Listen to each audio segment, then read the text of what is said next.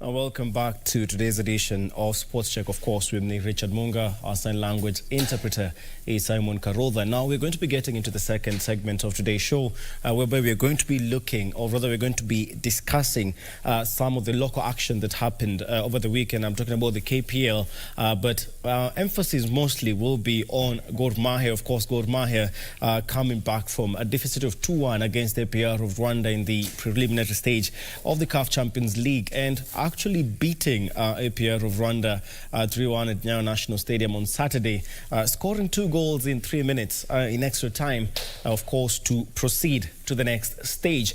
And in studio to talk about that is Greg Mulemi, a football analyst. Thank you very much, Greg, of course, for the time. Thank you. So maybe I think we should start off by talking about, so far we've only had 2 match days, rather in the Kenya Premier League.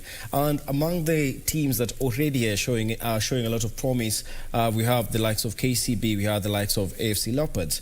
We had AFC Leopards, of course, beating Bidco United 2-0. Bidco United just came into the Kenya Premier League this season from the National Super League. Mm-hmm. And AFC, despite the win, of course, they were being coached by Kimani. And actually, that is what I wanted your comment on. We had their coach, that is Troka, of course, leaving AFC Leopards after claiming that his life was in danger. But that did not stop AFC from actually going down on the pitch and, actually registering the second win of the season. So maybe your thoughts on that? I think it's just the matter of having a good team. Leopards have maintained almost the same squad that finished off last season. Just a few players have left. And you look at how they've assembled this team right now. Despite a few fatalities in the defense, they've strengthened rather the midfield and the attack, and you can see they're scoring goals. It's what was lacking at FC Leopards. They could go even for 3 matches without hitting the target. So it's something that gives them hope and confidence, especially after that bright start against Tusker last weekend. Against Bidco, just a little shift of balance. You could see the first half, Bidco had good possession of the ball, but the second half, FC Leopards turned the tide, and that's where the goals came from. Also just happy for this guy called Rupia. After a very bad spell in Zambia, he came to Wazito. Didn't have a very good time there. He left as their top scorer anyway. And then coming at FC Leopards last season, he becomes the 10th player in Leopards history to score a brace in the Kenya Premier League. So not many people have achieved that feat, and him being one of those people who can be relied on, especially this term. Is fitter, is better, is now the top scorer in the league charts. It's something that gives FC Leopards hope. And now just going to the coaches segment. I don't think there's much that changed at Leopards, because Anthony Kimani, Tom Juma, and Lawrence Webo, they've been with this team for this now their second season together. So it shows you that there's that cohesion in the technical bench. Nothing really changed. They needed a fresh blood. They brought in Truka. Truka had a few problems, but apparently he said that his life was threatened, which I really doubt if it's a genuine reason. Because a day later, reports have it that he actually signed for another team. It didn't go past 10 hours. So it tells you that this was something that was fishy, something that people were like, okay, fine. Why didn't you just say that I'm not ready for this job? There's a better offer coming my way. So Modo handling the team is something that everyone likes, because he's a former club captain. He's a former national team captain. He's played quite a number of matches for FC Leopards, and what forced him to retire was the knee injury. So it shows you that this is a guy who's been in the game. He knows these players. Most of them, he's the one who recruited them. It's not Truka who recruited any of these players that are in the current team. So to me, I believe that Modo is up to task and can do the job and maybe see off Leopards throughout the season. Okay. Now, of course, we had another match. You did mention Wazito FC. Wazito redeeming themselves after being crushed in the first match day, this time beating Vihiga United 3-1. Do you think at least now Francis Kimanzi has had a feel of the team and actually realized what can work, what can't work for his squad? Yeah, most definitely, because you look at the performance of Wazito on the day. They commanded the game right from the start, getting good goals, especially in the first half. That is Boniface, the former Gor Mahia forward. It shows you that at least the Kimanzi effect is starting to get into these players, and it's something that is giving them confidence. I don't know if it's because they were facing a weaker opposition, because Vihiga are yet to pick a point this time. But I believe that Kimanzi will try and turn around things. You see the squad that he fielded. It's quite different from the one that was fielded against Kariobangi Sharks, whom they were beaten 4-0. So Kimanzi knows how to get the best out of his players, and I believe that right now he knows that these are the kind of players I need to perform, and these are the kind of players, if I field against a certain team, they'll give me the results I desire. Okay. Yeah. And now Tusker are still start to the season, for lack of a better word, of course. After losing the first match to FC Leopards, they actually played out to a barren draw against Bandari FC. Do you expect anything to change with Tusker, and what can be attributed, of course, to the poor start of the season? It's quite unexpected because everyone knows that Tusker are always up there when we are talking about title contenders. Tusker, Gor Mahia are always the first in the pickup box, and this time round I don't know what's really happening at Ruaraka, because failure to beat Bandari. I was just looking at the stats of the match. From the match you could see 24 fouls from the Tusker side and 23 fouls from Bandari. It shows you that this was a very physical contest. These are two very seasonal sides with two great managers, Robert Matano and Ken Odhiambo on the other side. These are sides that I can say they've graced the KPL with one of the most beautiful styles of play. But then for Tusker, things are just not working out. I really don't know. They've not lost much. I don't know, maybe they're playing in a very unfamiliar place. Kasarani, then Utali. It's quite unfamiliar. They're used to Ruaraka, and maybe we'll start seeing them get back into good form. Maybe in the match day 5, I'll always predict that they'll always come back, because you never write off a very good Tusker side, because not even them didn't lose so many players. They just lost a few players. I brought in very good additions. We have the likes of Humphrey Mieno, very experienced players. These are players who can always rise to the occasion. And I believe that Matano knows that after these 2 matches, he knows where to improve his team. Okay.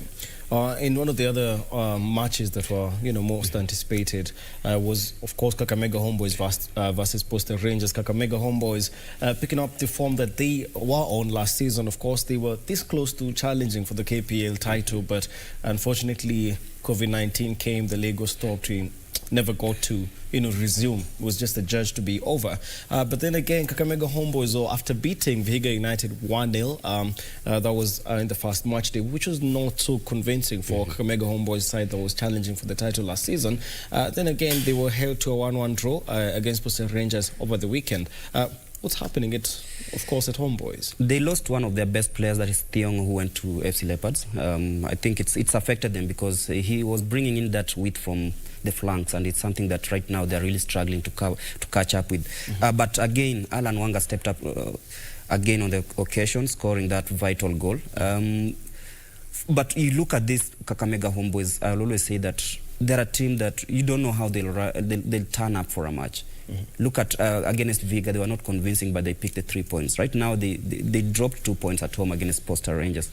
You look at them, you say that this is how they started even last time. They started slowly, but then they've picked 4 vital points. A point from the match again is Posta Rangers. After that serious beating by KCB, they just decided that we are not going to lose again. Yes, and with the inspiration of Pamzo having overseen Gor Mahia through to the next round of the CAF Champions League, he comes in and guides his team to pick the first points of the season. So at least we are seeing their positives to pick, especially for Posta Rangers. But for Kakamega Homeboys, they know that at home they've dropped 2 very vital points. Everyone knew that they were going to win this match. Okay. Now for the next for Kakamega Homeboys, the next match is actually a tough one. They will be away to KCB. KCB, of course, currently leading the KPL standings. KCB, is it just a matter of picking up from where they left that last season? Because KCB last season also under Zico, of course, it being an institutional team, because if we're being honest, we've had most institutional teams are usually, let's say, stable, except for Tusker this time around. Don't know what's happening. But then again, KCB versus Kakamega Homeboys. What's your take on that, and who do you think is actually going to emerge victorious, considering the past 2 matches? KCB has won both matches so far. Kakamega Homeboys beat Vihiga United, match day 1, but then again 1-1 against Posta yesterday. I'll still root for KCB on this one because they're very good at home. You look at how they're playing at home, they're just unstoppable. And what even impresses me is that they are keeping clean sheets. It's not something that we see every day in the Kenya Premier League. It means that Zico, being a defender in his play days, he knows that the best way to attack is to make sure that you don't concede and outscore the opponent. So going into this match, I think homeboys really have a difficult task because you look at how KCB have lined up this season. They're not a team, they're not a pushover. Right now they're top of the Premier League table. It shows you that they know what went wrong last time. They know the mistakes they committed, and right now they know that if you want to win this, remember, they almost won it in the early 2000s and until something else happened. Zico, with his experience, he knows that he's also won the league with Gor Mahia in an assistant capacity. So he knows that KCB has this kind of players that will help them. And you know, they're the most stable club, as you said. They didn't lose many players during the window. And they brought in some new additions, the likes of David Owino from Mandara United. A player who can play from he can play from the left flank to behind the ball, the strikers, and also defend as a left back. So these are the kind of players that he was missing last season. He's brought them, and you can see the kind of results they're giving him, very positive results. Okay.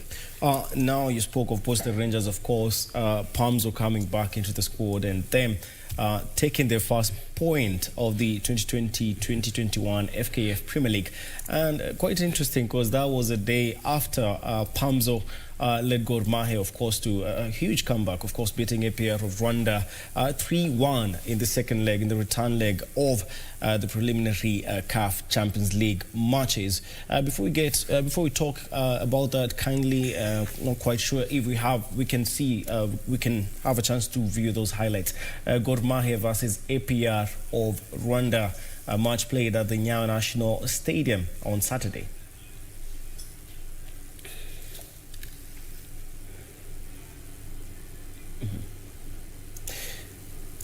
So anyways, we wait for that. Go to your assessment of that match. Greg, apologies, you just refer to you as Gore. As we wait for those highlights, of course, I need an assessment of that match. Gor Mahia scored fast in that match, but then again, I feel like in moments they were actually caught by a 17-year-old KD, quite a promising young player, and I'm being notified that we have those highlights, so maybe we'll talk about that shortly after the highlights. Gor Mahia versus APR of Rwanda.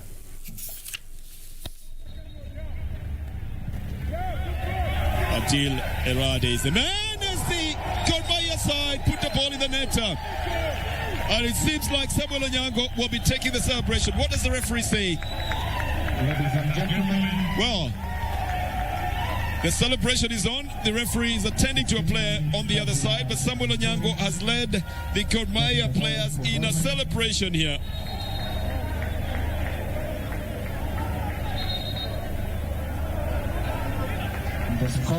So it seems like there's a player on the ground, but the ball was very clear as it headed into the net.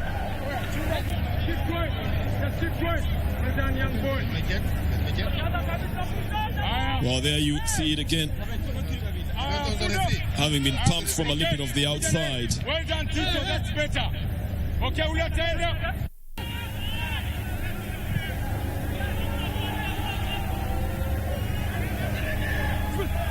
Here is a shot that goes into the net. The dangerous young man that I was talking about much earlier on is the one who actually pulls the trigger. As the rest were dilly-dallying out there, he's put the ball in the net. And he's getting for APR of Rwanda exactly what they want. Talking about the man, Kedi Nsazimfura.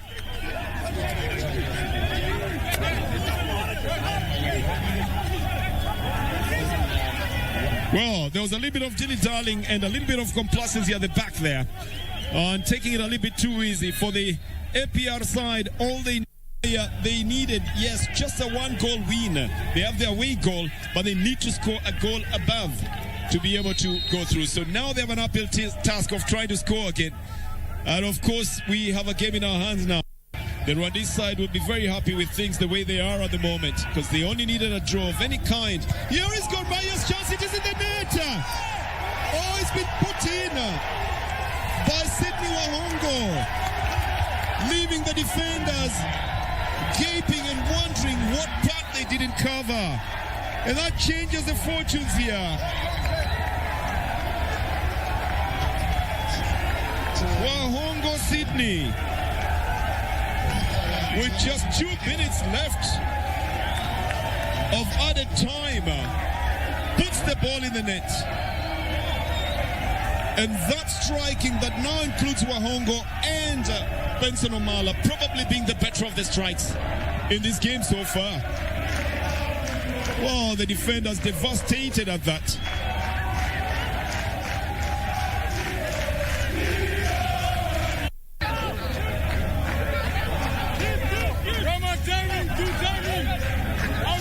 Miheso will take the corner.